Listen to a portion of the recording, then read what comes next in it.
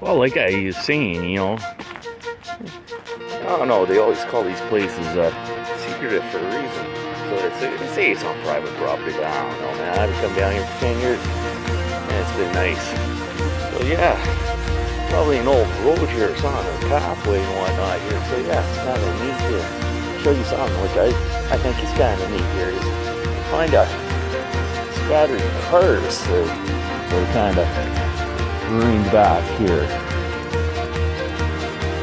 Right down there, check that out. Check that out. See? Good car. Right. I don't know, man.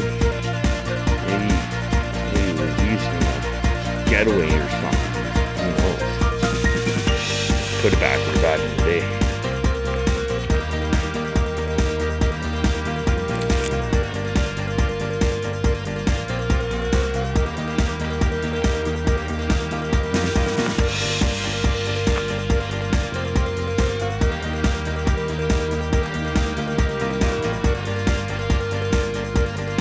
Cabin.